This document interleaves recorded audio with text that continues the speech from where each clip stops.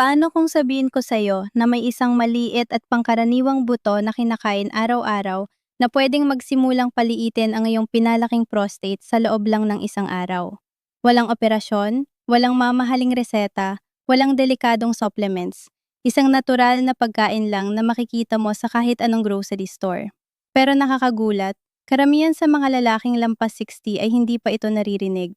Ako si Dr. Mohit Kara, isang urologist na mahigit 30 taon ang tumutulong sa mga kalalakihan na maibalik ang kanilang kalusugan, ginhawa at kumpiyansa. Nakapagpagamot na ako ng libo-libong pasyente na may problema sa prostate, mula sa mga gabing walang tulog dahil sa madalas na pagpunta sa banyo, hanggang sa nakaka-frustrate na mahinang daloy ng ihi, hanggang sa tahimik na pangamba na baka may mas seryosong kondisyon. Alam ko kung paano unti-unting naaapektuhan ng mga problemang ito ang kalidad ng buhay. Narito ang isang nakakagulat na katotohanan. Ang ebidensyang medikal tungkol sa ilang uri ng nuts ay matagal ng alam. Ilang dekada ng pananaliksik ang nagpapakita na ang ilan sa mga ito ay may taglay na mga compound na nakakatulong magbawas ng pamamaga, magpaganda ng daloy ng ihi, at sumuporta pa sa kalusugang sexual. Pero bihirang makarating ang impormasyong ito sa mga lalaking mas nangangailangan nito. Sa halip, marami ang naiisip na ang tanging solusyon ay gamot o operasyon. Sa video na ito, ibabahagi ko sa iyo ang 5 pinakamakapangyarihang nuts para natural na paliitin ang prostate, suportado ng siyensya, at sasabihin ko rin kung paano eksaktong gamitin ang mga ito para makuha ang pinakamagandang resulta. At bago tayo matapos, ibubunyag ko ang isang simpleng paraan kung paano kainin ang isa sa mga ito para mas mabilis itong umepekto kaysa sa inaakala mo. Samahan mo ako.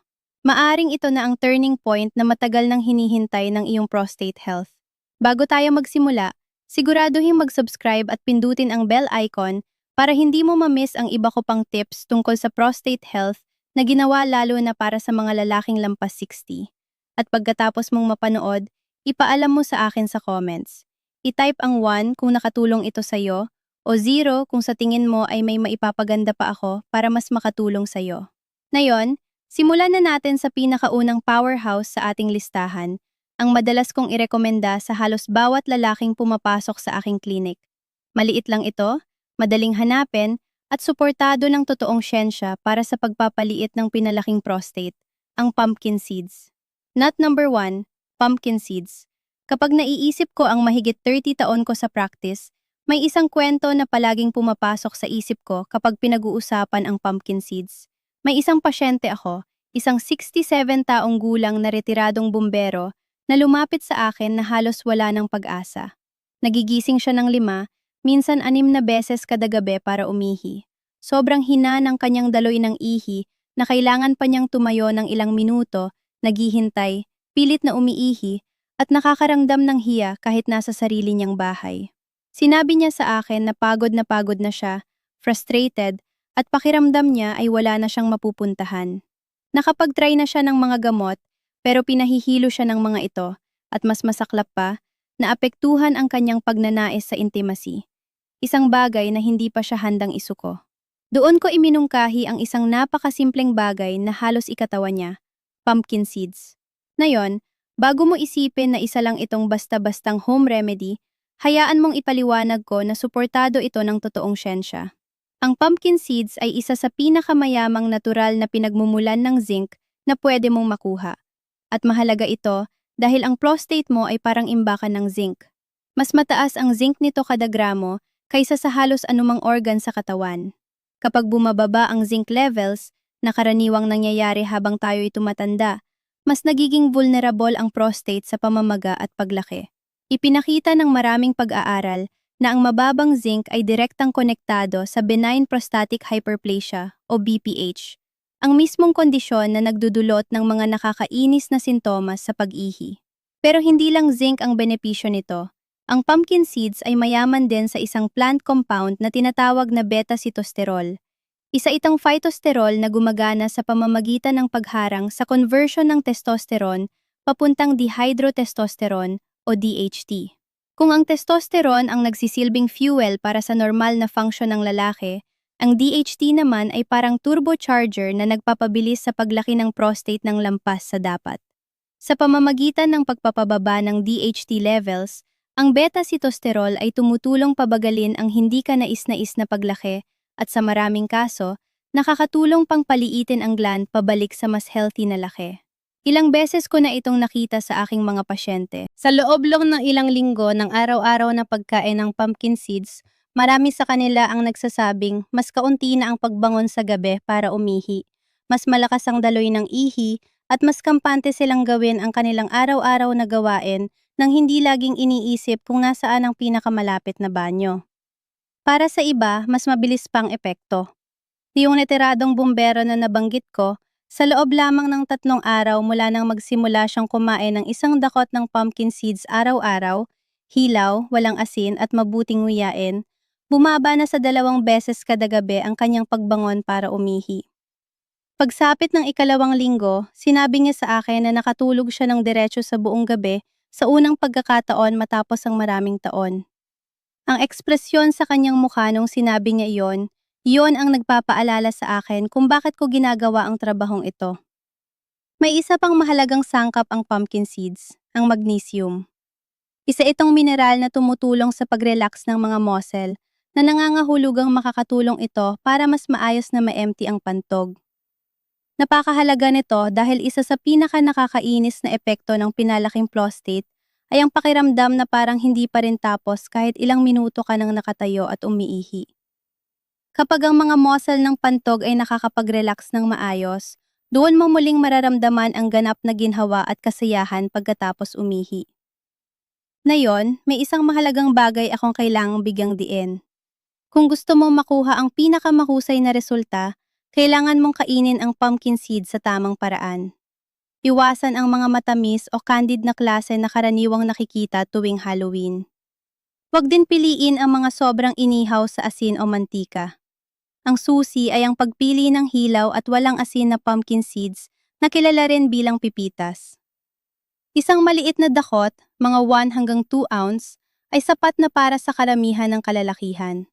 At kung gusto mong mas mapalakas pa ang epekto nito, ibabad mo ang mga ito sa tubig magdamag at kainin agad sa umaga. Ang simpleng hakbang na ito ay nakakatulong para mas maging bioavailable ang nutrients, ibig sabihin mas mabilis at mas mahusay itong maa-absorb ng iyong katawan.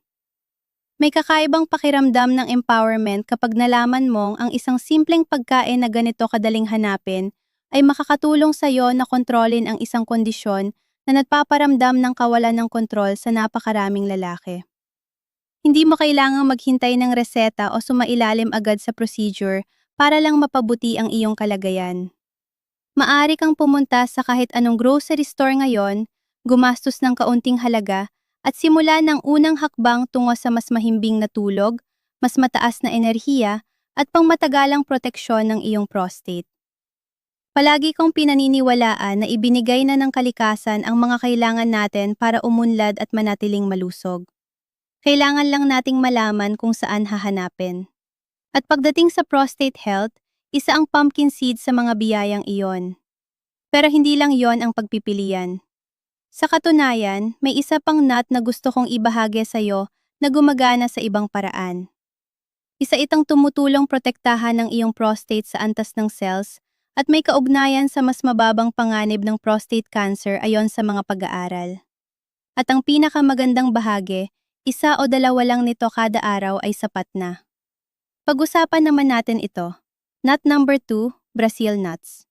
Kung ang pumpkin seeds ang madalas kong irekomenda para mabawasan ang pamamaga at mapagaan ang mga sintomas sa pag-ihi, ang Brazil nuts naman ay isang tahimik pero napakalakas na kakampi na madalas hindi napapansin ng maraming lalaki. Naalala ko ang isang pasyente ko na si George, 72 taong gulang, na dumaan sa tinatawag niyang prostate roller coaster. Ilang taon ng pabago-bagong sintomas, sunod-sunod na gamot, panandaliang ginhawa na sinusundan ulit ng paglala, at isang palaging takot kung ano ang susunod na mangyayari. Nang magpunta siya sa akin, halatang pagod na siya sa kakahanap ng solusyon. Habang nag-uusap kami, tinanong ko siya tungkol sa kanyang pagkain at doon naging malinaw na may kulang, selenium. Ang Brazil nuts ang maituturing na pinakamayamang natural na pinagkukunan ng selenium. Sa katunayan, 1 o 2 piraso lang bawat araw ay lampas pa sa sapat para matugunan ang pang-araw-araw na pangangailangan ng katawan. At magandang bagay iyon dahil ang selenium ay isa sa pinakamahalagang mineral para protektahan ang prostate sa antas ng cells. Hindi lang ito tungkol sa pagbawas ng pamamaga. Ang selenium ay gumaganap bilang isang makapangyarihang antioxidant na tumutulong mag-neutralize ng free radicals na maaring makasira sa DNA at magpabilis ng pagtanda ng prostate. Ipinakita rin ng maraming pag-aaral na ang mababang antas ng selenium ay mamnayan sa mas mataas na panganib ng prostate cancer. At para sa akin, ito ay isang bagay na hindi dapat balewalain ng sinumang lalaki. Ang gusto ko sa Brazil nuts ay kung gaano kaunti lang ang kailangan mo para makuha ang benepisyo. Hindi ito tungkol sa pagkain ng marami hanggang mabusog. Sa katunayan, mali yun dahil ang sobrang selenium ay maaring magdulot ng toxicity. Sa halip, ito ay tungkol sa tamang sukat at consistency. 1 hanggang 2 piraso bawat araw ay sapat na para mapuno ang katawan mo ng proteksyon na kailangan nito. Madalas kong sinasabi sa mga pasyente ko na ang Brazil nuts ay parang insurance para sa prostate. Isang maliit pero regular na investment na nagbibigay ng pangmatagalang seguridad. Noong una, nagduda si George. Maraming beses na siyang nasabihan na hindi raw ganoon talaki ang epekto ng pagkain kapag lumaki na ang prostate, pero handa siyang subukan. Binigyan ko siya ng simpleng plano, magdagdag ng 2 Brazil nuts sa kanyang almusal araw-araw, nguyain ito ng mabuti, at sabayan ng 1 basong tubig. Hindi namin binago ang iba pang bahagi ng kanyang pagkain para malinaw naming makita ang epekto. Pagkalipas ng 3 buwan, bumalik si George sa aking klinik na may ngiti na hindi ko pa panakita dati. Ang kanyang PSA levels, isang mahalagang marker para sa prostate health, ay bahagyang bumaba,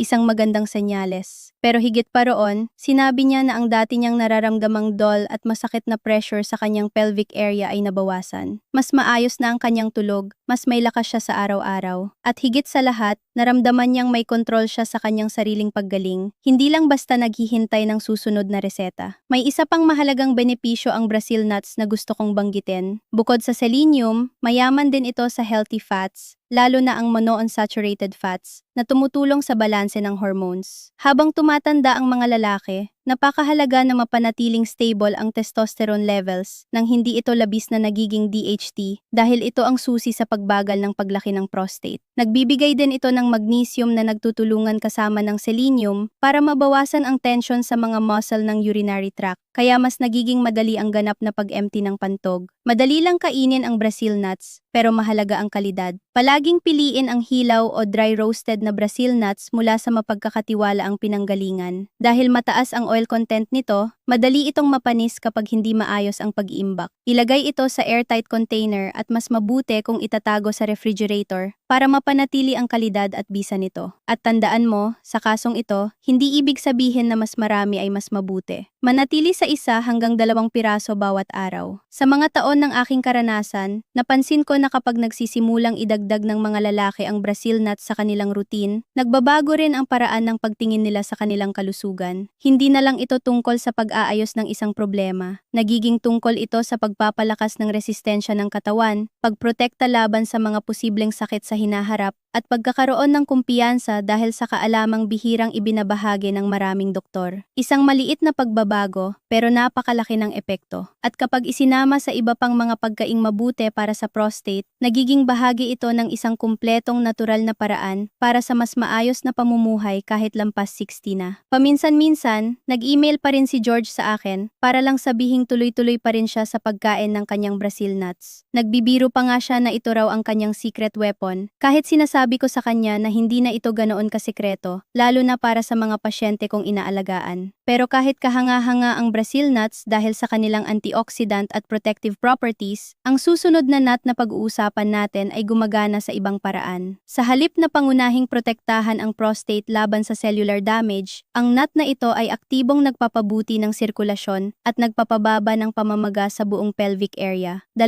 bagay na may direktang epekto sa pag-ihi at pati na rin sa sexual performance. At ang maganda pa, isa ito sa pinakamasarap na nuts na pwede mong kainin bilang snack. Pag-usapan natin ito. Nut number 3, walnuts. Naalala ko pa ang unang pagkakataon na ipinaliwanag ko sa isang pasyente kung bakit ang walnuts ay higit pa sa simpleng merienda. Ang pangalan niya ay Frank, 68 taong gulang, isang retiradong mekaniko na may mga kamay na parang bakal sa tigas. Pero ang katawan ay unti-unti nang bumabagal sa mga paraang hindi niya gusto. Pumunta siya sa akin dahil sa parehong dahilan ng maraming lalaking kaedad niya. Madalas na pagbangon sa gabi para umihi, mahinang daloy ng ihi, at lumalalang frustration na hindi niya maalis. Pero habang nag-uusap kami, may napansin pa ako. Hindi lang pala prostate ang inaalala ni Frank. Sinabi niya na pakiramdam niya ay mas matamlay siya kaysa dati, medyo malabo ang pag-iisip, at mababa ang kanyang enerhiya. Doon ko naisip na kailangan talagang maisama ang walnuts sa aming pag-uusap. Ang walnuts ay kakaiba kumpara sa ibang nuts dahil isa ito sa pinakamayamang pinagkukunan ng plant-based omega-3 fatty acids, particular ang alpha-linolenic acid or ALA. Ang mga healthy fats na ito ay hindi lang para sa puso. Nakakatulong din silang bawasan ang pamamaga sa buong katawan, kasama na ang prostate. Ang chronic inflammation ay isa sa mga tahimik na dahilan ng paglaki ng prostate, at may kaugnayan din ito sa mas mataas na panganib ng mas seryosong kondisyon sa paglipas ng panahon. Kapag regular mong isinama ang omega-3 sa iyong pagkain, tinutulungan mong pakalmahin ang pamamaga sa katawan na lumili ka ng mas magandang kondisyon para sa mas komportableng paggana ng prostate. Pero hindi doon nagtatapos ang benepisyo ng walnuts. Mayroon din itong antioxidants tulad ng ellagic acid at polyphenols na tumutulong protektahan ang mga sensitibong cells ng prostate laban sa oxidative stress, ang unti-unting pinsalang dulot ng free radicals habang tayo tumatanda. Nakakita na ako ng mga pasyente na nagsimulang kumain ng walnuts at hindi lang gumanda ang kanilang daloy ng ihi, kundi mas naging malinaw din ang kanilang pag-iisip at mas mataas ang kanilang enerhiya. Para bang mas maayos na tumatakbo ang kanilang katawan, parang isang makinang maayos ang pagkaka-maintain. Para kay Frank, malaking pagbabago ito sa kanyang pananaw. Sanay siyang isipin ang pagkain bilang pampabusog lang, hindi bilang pinanggagalingan ng lakas at kalusugan. Ipinaliwanag ko sa kanya na ang prostate ay hindi hiwalay sa katawan, bahagi ito ng isang sistema. At kapag pinapabuti mo ang sirkulasyon, binabawasan ang pamamaga, at pinoprotektahan ang iyong mga cells, hindi lang pag-ihi ang naaayos mo, sinusuportahan mo rin ang iyong utak, puso, at maging ang iyong sexual health. Ang walnuts, dahil sa kombinasyon ng omega-3, antioxidants, at healthy protein, ay nagsisilbing tulay papunta sa lahat ng benepisyong ito. Isang bagay na lagi kong binibigyang diin sa aking mga pasyente ay ang kahalagahan ng maayos na dalay ng dugo. Ang parehong mga ugat na nagdadala ng oxygen-rich blood papunta sa puso ay siya ring nagdadala nito sa pelvic area at prostate. Kapag ang mga daanang ito ay barado o limitado, hindi lang prostate ang naapektuhan, pati ang kakayahan sa sexual performance. Nakakatulong ang walnut sa pamamagitan ng pagpapabuti ng endothelial function, ang kalusugan ng lining ng mga blood vessels, kaya mas maayos ang daloy ng dugo sa mga bahaging pinakanangangailangan nito. Ito ay benepisyong napapansin ng maraming lalaki, kahit hindi nila ito inaasahan. Nagsimula si Frank sa simpleng routine, isang maliit na dakot ng hilaw na walnuts tuwing hapon bilang merienda. Sa loob lamang ng ilang linggo, sinabi niya sa akin na mas mahimbing na ang kanyang tulog dahil hindi na siya madalas nagigising para umihi. Mas stable ang kanyang enerhiya at pabiro pa niyang sinabi na mas madalas na siyang nangitian ng kanyang asawa. Isang pahiwatig na ang mas maayos niyang sirkulasyon ay may magandang epekto sa higit pa sa isang aspeto ng kanyang buhay. Kapag bibili ng walnuts, inirerekomenda kong piliin ang hilaw o bahagyang toasted lamang at itago ito sa refrigerator para hindi mapanis ang natural na oils nito. Isang dakot bawat araw, mga 1 ounce, ay sapat na para sa karamihan ng kalalakihan. At kung gusto mong mas mapaganda pa ang benepisyo nito, subukan mong ipares ito sa isang prutas o maliit na serving ng gulay na mayaman sa vitamin C, dahil makakatulong ito sa mas epektibong absorption ng antioxidants sa iyong katawan. Ang pinakagusto ko sa walnuts ay kung paano nito pinagsasama-sama ang iba't ibang sistema ng katawan. Binabawasan ang pamamaga, pinapabuti ang daloy ng dugo, pinoprotektahan ang cells, at sinusuportahan ang malinaw na pag-iisip. Patunay ito na ang isang simpleng pagkain, kapag tuloy-tuloy na kinakain, ay maaring magdala ng pagbabago na mararamdaman mo sa bawat bahagi ng iyong buhay. Pero kahit gaano pa kalakas ang walnuts, May isa pa akong nut na gustong ibahagi sa'yo na gumagana sa medyo ibang paraan. Sa halip na pangunahing tumutok sa sirkulasyon at pamamaga, ang susunod na ito ay nagbibigay ng malakas na dose ng antioxidants na nagpoprotekta sa iyong prostate laban sa oxidative stress habang sinusuportahan din ang balanseng hormones. At ang pinakamagandang bahagi, isa ito sa pinaka-popular na snack nut sa Amerika at malamang mayroon ka na nito sa iyong kusina. Pag-usapan natin ito. Nut number 4, almonds. May espesyal na lugar ang almonds sa sarili kong kwento ng buhay. Noong bata pa akong doktor na nagsisimula pa lang, naalala ko ang pagbisita ko sa aking lolo sa India. Tuwing umaga, walang palya, binibigyan niya ako ng isang maliit na dakot ng hilaw na almonds na ibinabad magdamag sa isang baso ng tubig. Hindi niya kailanman ginamit ang salitang antioxidants o ipinaliwanag ang tungkol sa vitamin E.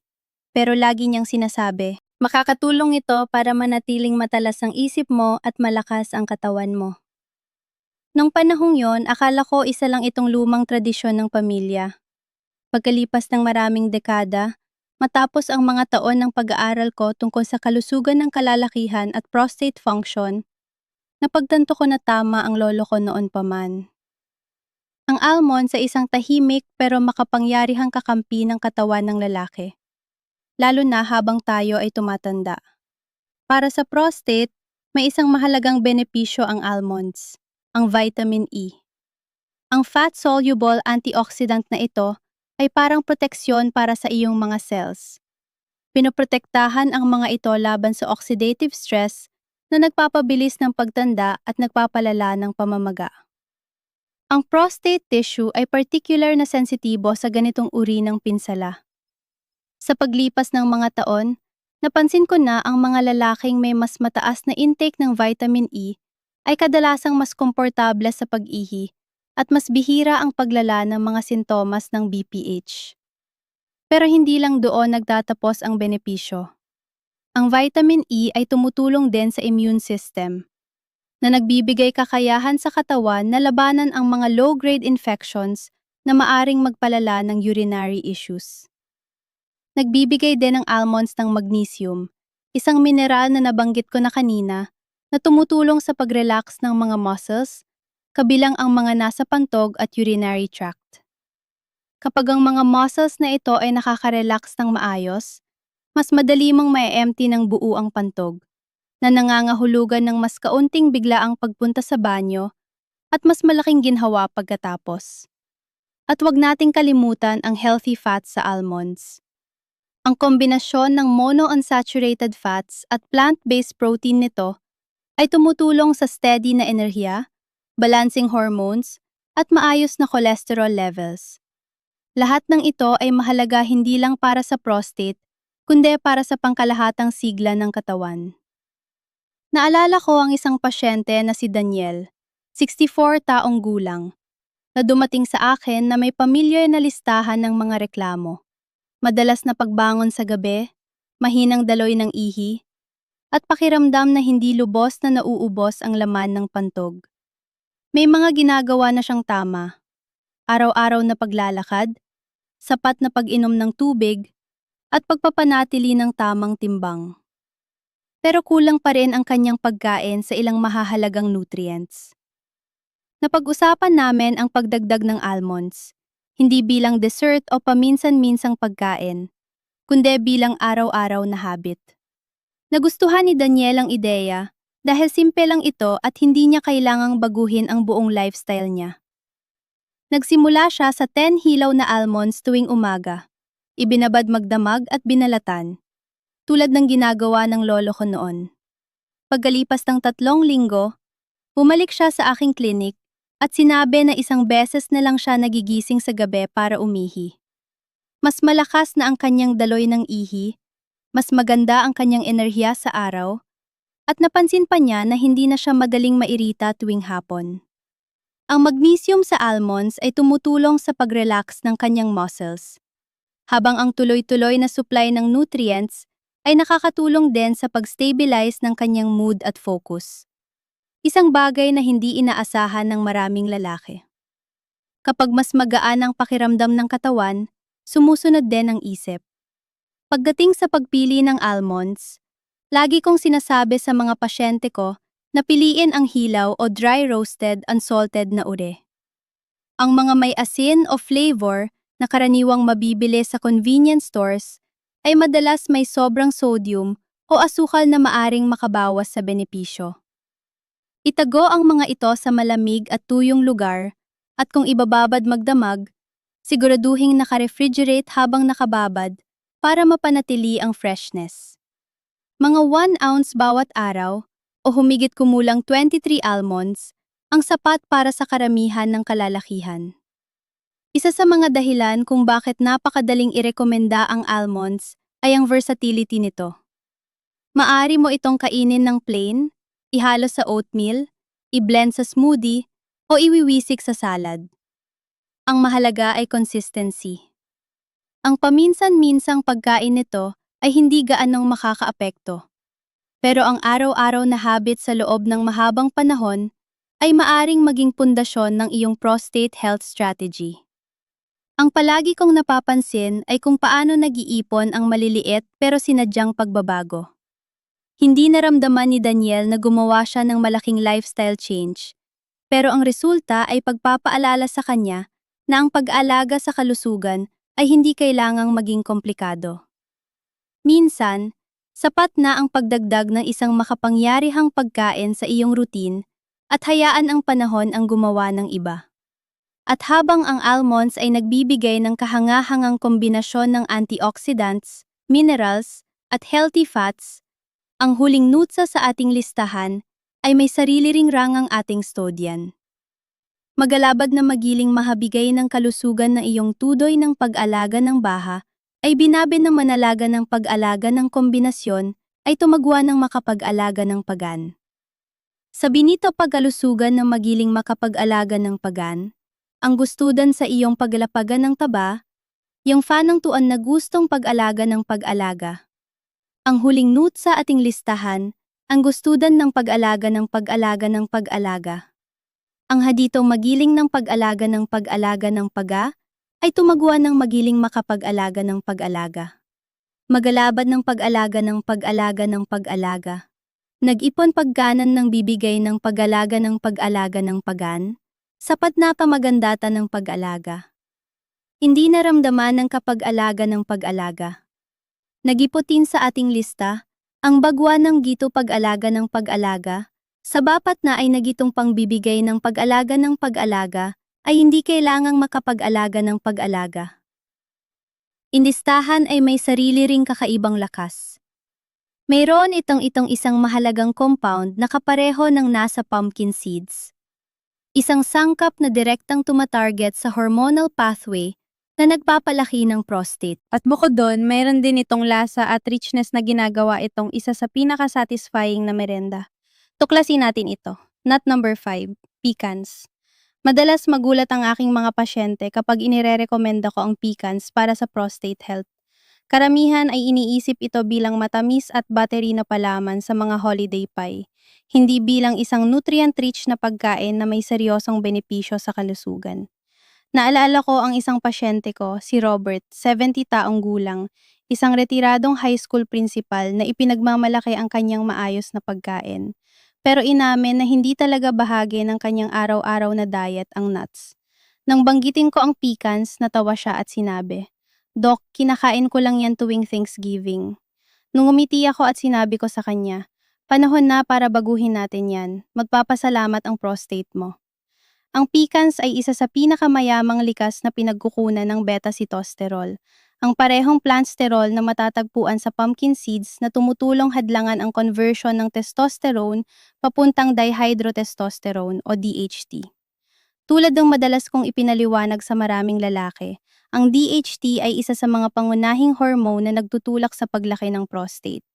Sa pamamagitan ng pagpapababa ng produksyon ng DHT, ang beta-sitosterol ay nakakatulong pabagalin ang paglaki ng prostate at, sa maraming kaso, nababawasan ang pressure na inilalagay nito sa pantog at urethra.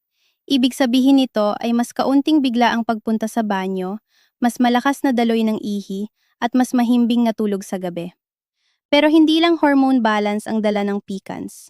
Punong-puno rin ito ng antioxidants. Sa katunayan, mas marami pa kaysa sa ilang prutas at gulay na tumutulong protektahan ang sensitibong tissues ng prostate laban sa oxidative stress.